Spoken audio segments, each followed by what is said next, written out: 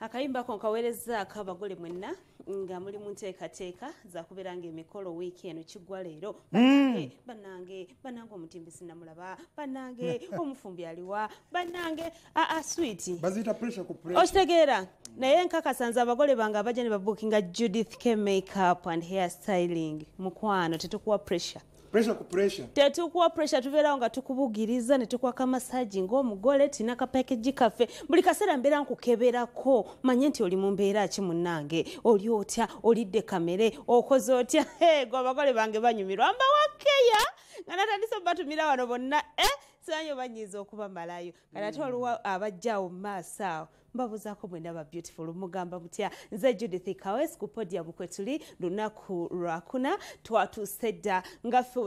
bwe twabasuubiza nti tujja kubeeranga wano naye twabagamba nti olunaku olw'Emande olunaku olwokuna kijja kukyukanga muko tutandika muko late muko katini yes dakiika 3 awo naye era twaga era tujja kubeeranga muli bulungi yes era kaseera buseera nga omanyi tujja kudde ku bbiri zaffe ziri eza bulijjo ne ku lwokuna nezire ezisigadde Monday Tuesday Wednesday kera bokezi sawa bbiri zikusanga watudde ddaawo obanga oli ku simu yo wonna ebbiri ezikusanga osobola tutulaba ndijosibya andi bulungi nnyo embeera egenda maaso mu ggwanga enguudo zifuuse enguudo ziguddemu zitubitegera butegeezi ebinya abaana abalaba bwe bakola akalango k'ebinya ebinya byalinga byakusaaga nyabo kati omanyi kituuseera gundi embiriizi ewaffe Kalumatendo embiriizi luguddemu wali eri bano abadde egundi kisolo simaika baali bikibiki bakikola misi mbiriizi ali wano oluguudo nga lugwamu banange gwe Haji Nyindo Haji chairman Twaha mbakoola mwenna mukole ekisoboka bannange mutabaazi anti naye avasaizeeyo wembiriizi mwena mbakoola mukole ekisoboka naye ng'eyo tuvuddeyo ate ebinya ebiri mu Kampala wano bizibu nnyo ndijjo omwana yakola akalango nga kalingako kusaga naye nze nnyina kati amakubo g'empitamu batandise okubeera nga baddaabiriza mpola teri just mu Western Uganda ko twaba Embalala juice wano ebyo bagiyita River Louise ogwo omugga Louise ogwo gwagenda gubooga kati enguudo nyingi ne zoonooneka wano mukono buyukwe Kayunga Musami yagenze n'abooga enguudo abantu okusala lutalo so yembeera egenda mu maaso mu ggwanga naye nga twesabira okulaba nti nno amataba gano kubanga ate ekiri e Rwanda wano ku mulirwano abantu bafiira ddala wadde ne wano batandise okufa bitundu ebimu ebyo byenjogerako ebyo amazzi gatwala abantu bafa naye twogera okusaba n'okulaba nti nno tufune enkuba gye tugamba nti nno esaanidde saate enkuba ezze n'obulabe katusabire ddala banaye kakati ndijjo nga tukomyeko wano awaffe mu bye tusingira ddala okubeera nga tutegeera twabagamba nti omwana eyawangula Miss and Miss Bukedde terunaggwa baswiti baddiya ayi tukyajaguliza ddala ng'obukadde 10 obumanyi n'ekyapa kakati Vivian munnange olwaleero agenzeeko Kalumatendo naye kwakolera emirimu gye ntegeeza wawali e Nakasero Vivian bamwanirizanga muzira kati kyoba omanya omuntu ayagala serefi ku Vivian ansanyusiza nnyo bonna bakasitoma be babadde aguza fruits zonna bonna abayiseemu okitegeera gwomanyi Vivian kyaliko and by the Judy omanyi n'ebintu bagenda bagamba nti nga tonnafa teweevuma nsi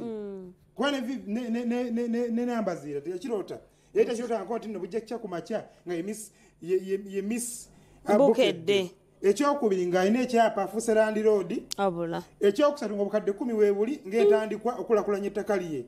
byonna yabituuseeko okitegeera mu bbanga ttono Bukedde yamufudde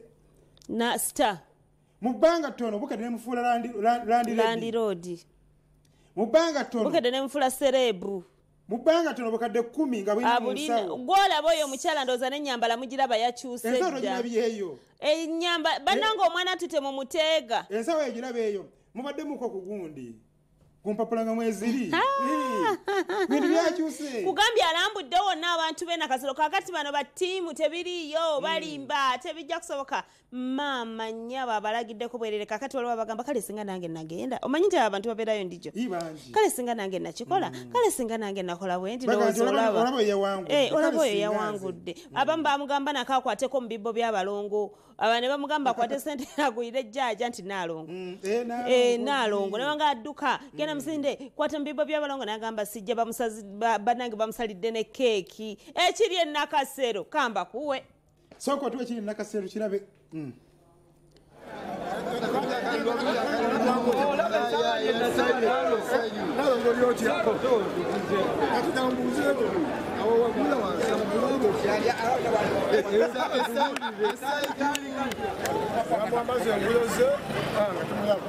mbeera zizikya muno mukatale nga mwabakola naye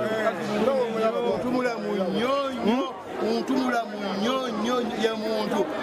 ali reasonable ali softy muntu w'abantu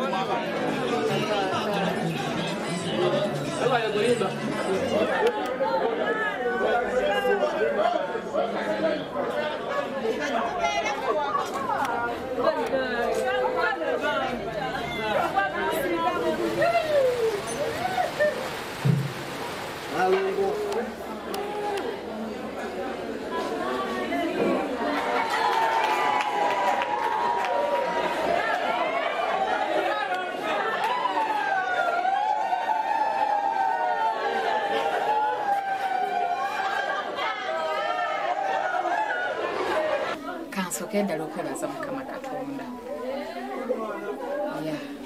Mukama yantusiza ku kiro nebaza ne Bukedde bannange nafuna ebigambo bingi nga abantu batandise okundaba nti ndi mu mpaka zino Naalongo genda okwate mu bibbo Naalongo funayo ssente ogulirire omu ku bajjaaji ojja kuyitawo bulungi nnyo neŋŋamba Mukama nze zo sente sizirina sirina sente zonna ye jjaaji mutandika ntya nti mugulirire neŋŋamba Katonda asale amazima Bukedde TV gyendabye TV esala amazima musala amazima siguliriddeeko sikutteeko mu bibbo Ffe twali tumanyi nti bino bibeera mu bagagga bokka kwegamba era nga tetufaayo nga tugamba abo baana b'abagagga ssente bagulirira abagagga be bayitawo kale nga ffe tetukisuubira nti neno mubaavu bisobola n'okulinnyayo ekyamazima ndi musanyufu nnyo n'olukiiko lwonna okutwalira awamu kubanga Miss Bukedde mwana muzaale waffe wa wano taata waali kuno mu zooni 4 ye yennyini ali wano mu zooni 4 okusookera ddala nkubiriza abantu mwenna emikisa weegiri naye temujeyambisa bulungi omuntu olina okuba n'empisa olina okuba omuntu mulamu omwana wange kyemumanyiko mwana wa mpisa mukwata mpola ekimulumye n'ekitamulumye takulaga ate tayomba kuba yali ayimba bulungi ng'eddoboozi livaayo bulungi ne tugaba nange awangule era Mukama n'atuyamba ne tulaba ng'awangule twalina ku Bukedde TV ate tumatira Bukedde TV ndowooza otegedde ekintu ekyo abantu baffe Bukedde TV yabayita amaanyi ga Bukedde TV munnange naffe twabasuubiza nti tuli baweereza paka wekasita ogikererako n'osulirako n'osibirako ate ngera nkutegeeza nti bannaffe aba wake up okuva mu Biva Organic bakuletedde ka wake up dduka bunambiro genda okefunire wali ku Access Building Seka Sadma yaye nkubuuzakawo emakindye kapirawo kagenda katya ak'enkoko ngenda kuyitayo nakorenca hajati mugambe yayinu tusibulula yali yatambula muko omanyata nzoloza mbalekanga mwe mundeka nze jemze sijirina kankulangire kyogamba Saimu Valero juli kazongereze mukadono nnyo olugudo luli lwenjogeddeko olwaguddemu mu luzungu kiwandiise caved in olwaguddemu luli ku kyalo bakiyita Kala Village mu town council ye Hamurwa kiri Lubanda si Lubirizi Saso esimbirizi Lubanga. Nze mbadde nkwewuunyiza nnyo naye mbanga sinafuna mawulire. Kiri mu district Kale naye ng'era kyekitegeeza kati abakwata oluguudo abadda Kabale Kisoro bonna abo basaliddwako. Kale naye ng'era tusaba bekikwatako bakole amangu nga bwe kisoboka kubanga emirimu mingi gigenda kubanga gigotaana. Yeri fulumane n'ogenda mu DRC n'ogenda egundi Rwanda so libera bize naliyo kukolebwa bize nnyo so abatuuze abali mu kitundu ekyo twongera okubasaasira olw'okuba ebyentambula bisanyaladde naye ng'ate tusaba ne gavumenti ne bekikwatako enguudo ezo bazikole. Abayunulando zabatuuseeyo ddala tusuubira bane kubanga ekyo bakitandiseeko dda. Kakati ndijjo nga tukomyewo mu nsiike ya entertainment munange tobadde tuli awo nga bano bafamire ya Shakibu Mwami Lutaya ne mukyala Lutaya ayi munange nga batukyaliddeko mu Uganda. Zali Zali chaliyo wa katolumu wala bintu byenda nenga wazali katikati nesimayi. Mwami Lutaya kyensaba nsaba nga tunaba mbozi tibabaddeko nze kandukire ku nsonga mukulu Shakib ne Zali so njoga ku Mwami Lutaya ne mukyala Lutaya omuvubuka oyo yatutte obudde okusiga ekifaananyi ekyo kyemulaba ekirungi mbadde nsaba mumusiime mu mbeera ey'enjawulo si just kumusima na bigambo yatutte obudde bwe n'asiga ekintu n'asiga Mwami Lutaya ne mukyala Lutaya eri ebyayivanise muwanga ekitono nyawe yalibadde afunayo obukadde bwe nga 10 ekituufu okitegeera wano bakomye ku weebale ekifaananyi kyanyumye bambi weebale amala bitono ekifaananyi kyanyumye kaakati yatutte obudde bwe mbadde nkyakunyumiza omwana mulenzi ono Shakibu nga bwakola ekisoboka okulaba nga wangula omutima gwa mukyala Lutaya omwana muwala ono Zari abeere nga naye amutikka eri amugema ekitali kyangu mu kaseera kano munange yamuteekako akaweta gye buvuddeko awo mukyala Zari ebbanga lyonna lyabadde ku nsi tebakamuteekangako alimba era atugambye yeetafumbirwangako alimba tebamukubangako kadde era wanaave oba naye ukane Shakibu n'afuna omulala gye bategeeza nti sifumbirwangako agambye omugenzi Ivan obufumbo omanyi kitegeeza obufumbo Ivan yagenda ne banjula tebakuba mpeta obufumbo traditional marriage bufumbo abyeganye ne constitution yaffe semateeka waffe abuliko organizing anti bufumbo abiganye etizedi nikaya luma abiganye Zali anti kubuulira ewadde yamani nikaya luma oshegere koza agambe nti nno buli gyava aleka asiibudde oba divorce nze kati ng'ayingidde obufumbo obupya abiganye ebyo n'agamba era Mwami Lutaya ono my husband mulekerawo okugamba mbu yali house boy waffe. Ekibuzo kyazzeemu bulijjo kyenneebuuza akizzeemu olunaku olwaleero lwaki yasalawo n'agenda n'akavubuka akato mbu mwe abawala abato ate abasajja abakulu mwabatwala sayizize mwazimalawo kati yasigaza nekola ki saizi ze zikyaliyo naye nga omanyi Ruth namayirira tukumiddeko nnyo wali omanyi South Africa connection yeyo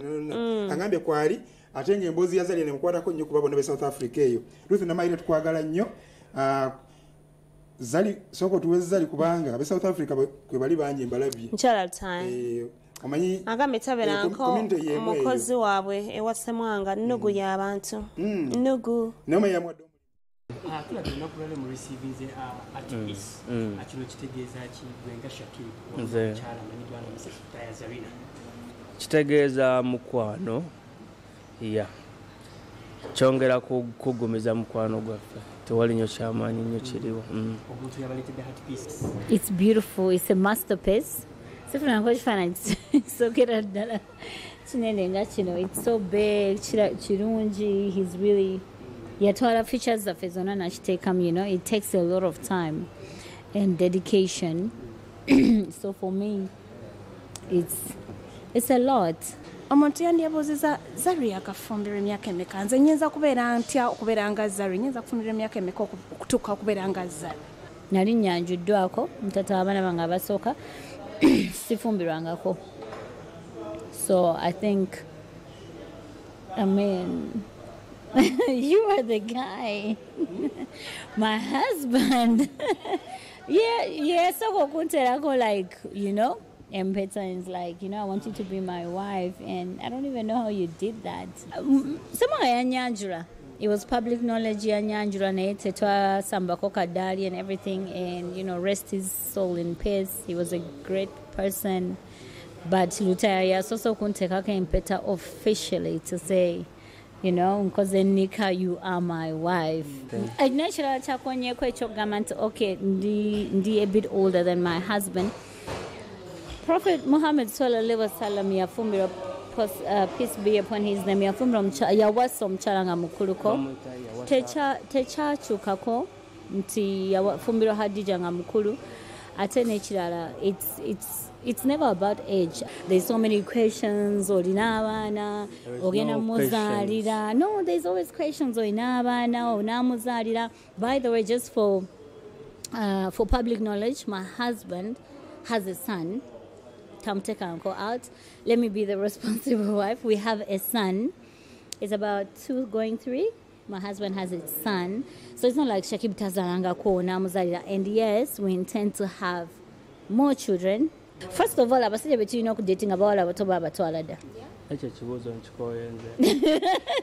Babatwala kati abawala abato badating abasajja bakulu betulina okulala nabo. So you know, but regardless, I don't think an age is not oba namwagala tweyagala tuli bato nga mutooko nga era age difference eritennaggwawo oba nali mu 30s nga ali mu 20s kati ndi mu 40s ali mu 30s age difference eritennakola ki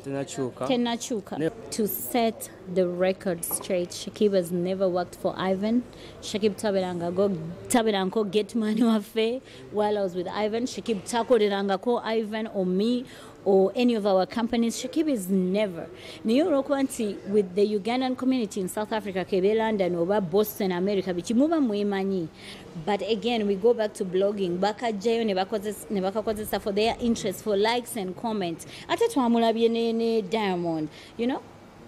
Shakib takolerangako Ivan.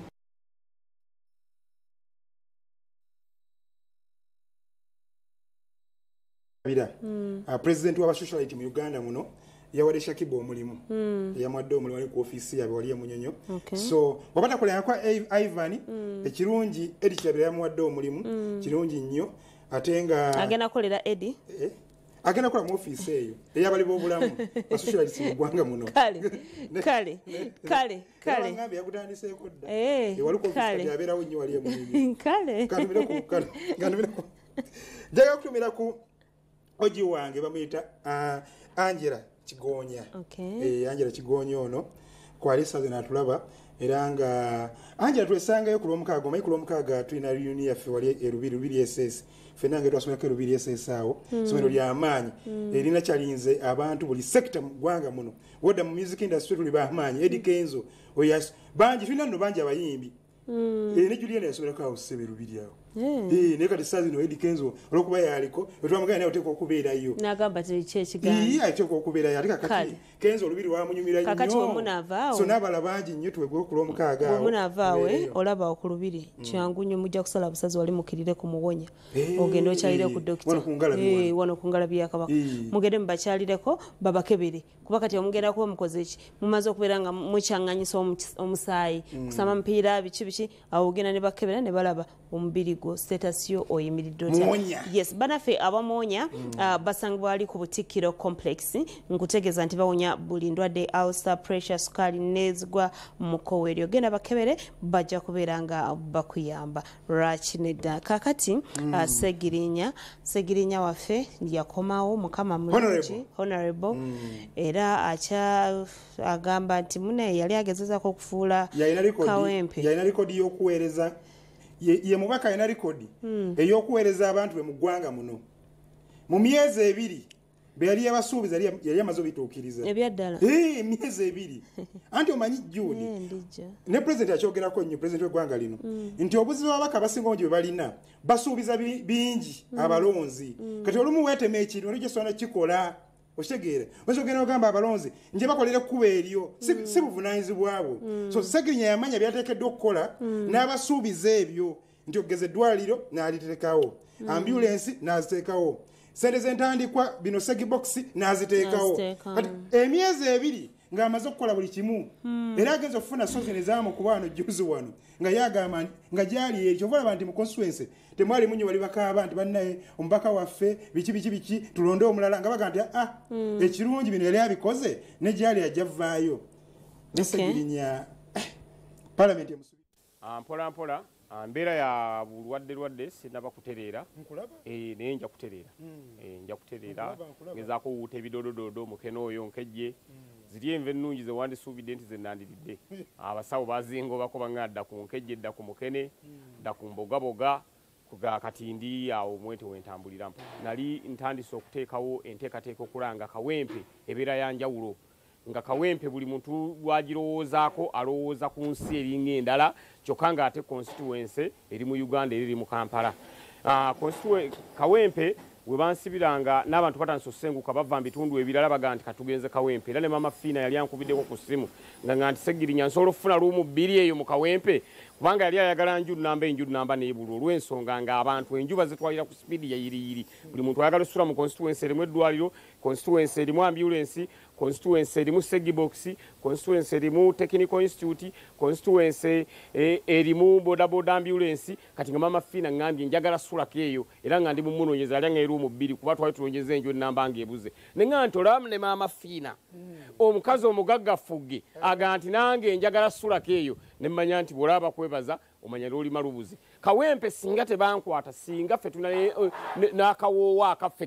kowuliranga nkeera nenkafuuyira wala njagala constituency keranga gifuuyira perfume buli lunaku nga tugifuuyira ng'ova eno simanya ndasweriyayo owulya kivundu eno wawawawa kati nga bw'oyingira mu kawempe owulira eddekende lyakawo n'olyoka okyusa ennyindo nga ne bw'ogwa muntu mu kifuba bw'oti aga nti awo leka obadde mu kawempe gundi gwe leka gy'obadde mu kawempe bi ambulance nali ngireese eddwaliro nga ndireese segibox nga ngireese buli kimu bodaboda ambulance nga nzireese empowerment y'abavubuka nga ngikoze kakala lwaki ogaati kiri nti kyandinnemye kyobula abantu baali bansabye nga baga nti Segirinya kakato kyali wa constituency emu tukuwegayiridde naffe abeene ebuduuda jangu otukiikirireko naffe abeene embaali jangu otukiikirireko ab'embalala ng'abantu bandeetedde omukugu bwe guti kati nga baagala buli wantu ngende nga nkiikirayo emyezi ebiri mbakulaakulanye enveeyo ngende ewalala sebo abantu nga bwe bansabye constituency zonna ngende nga nzikiikirako myezi ebiri saagala ntebe ya waggulu wano wendi wammala tobola nze ma ntambulira mu kasipasiyo olw'ensonga ekintambuliza mu kamotoka ako nti saagala kwegulumiza ti omubaka atatuukikako omubaka atiibwa omubaka simanya akola ki byo sibyetaaga njagala ng'omuntu asobola okujja emisinde Segirinya nantuukako nga takoze eki nga tatidde nti omusajja emmotoka gyalimu y'amaanyi biki kyovula nvuga kasipasiyo ate bwe ngenda ku mukolo nkalekamu n'ekisumuluzo nkalekamu ekisumuluzo oluusi ngenda okudda ng'abalonzi beevuze dda bagenze nze nenviirawo ku booda bakazza ngenda okudda nga abalonzi sebo beevuze dda bagenze obbakubira ng'agamba mbadde ngenzeeko mitiyana eno kulaba girlfriend wange ombaka tunaakufuna konze banaye ate waliwo tabbu nze nembaka booda ono dokita Tyamale n'okunambula teyannambula musajja wange dokita Tyamale bw'abanga Kyagulanyi teyajja ate lwaki nze Kyagulanyi yajja sebo yajja nannambula kale yoyo podium munange tukuleetera buli kika kya muntu era nga njongera okutegeeza nti tugenda mu weekend ngenda afuna akadde genda wali ewasenga Mirembe emperere namere abeere nga akukebera ekiganye gwe omwana w'obuwala oba weetaaga omwana weetaaga obufumbo agenda kubanga akukolako beautiful senga Mirembe lwaki nedda kakati tuyina birthday gawe waffe baby Namatovu Kate yes naye wa May oyo nonga ye muwala wa Peter Serere ono mumanyi ye muwala Peter Serere mukwano gwaffe era nga yuno ndowooza weerubiri ono oyo era embwa zeeyongedde okubeera nga ziwera ewa Peter wetwogerera omanyi Peter yambuuza omwana yali mu P7 ng'amaliza P7 nanga nti owaayi sooka ombulire wasomera wa kubanja omwana mutwale mu masomero ag'ebbeegi wasomera muleka totawaana genda wano lubiri SSC limusomerera akabi wano. Happy birthday baby girl daddy akwagaliza birungi byerere wamu ne mami ne baganda bo bonna kikuze omwana akuze nenga Peter Serere webale bambi webale kuuma mwana n'abalala bonna era nga tumiyozayoza okutuuka ku mazaalibwa gano amalungi. Okay, kakati era mbeera bwetyo tugenda kubanga tubalekera John Takawalya wamu ne muwala we. Obadde okimanyi nti muwala wa John Takawalya muyimbi. Banayo mwana ayina eddoboozi atuwaddemu awo akapera. Mwana muwala n'agambye nti tajja mutola mu gundi Mwafrigo. Amutiisaani. Gwalina bandi ng'omwetaaga ayina gwamutiisa Mwafrigo. Poliisi kibanga gatusiibule katubalekere embozi ya John Takawalya ne mwana muwala we omuggalanda kale si mukulu ono ye mukulu ojo olwaleero mbadde wano ku Trolley Studios wabaddewo Valley training ndabye cream of the cream on dancers mu Uganda era obuzibu bweyongedde kubanga eggwanga bulijjo ligamba nti abantu tebalina mirimu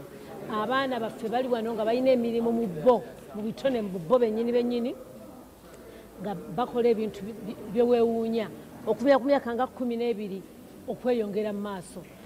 kintu kineewunyisiza kinene Valentino ne bategese ekintu ekyomuwendo ate era ekikyusa kubanga obalabanga bwe bamala okukola bino tosuubira abavubuka kukola fujjo walala byonna babeera babikoze bulijjo tulowooza kuyimba naye omulundi guno bazze nga dansi kwegamba ndabye ebitone neŋŋamba nti gavumenti ekyalina omulimu munene ogwokukola era nga siimanye kubanga namazina gali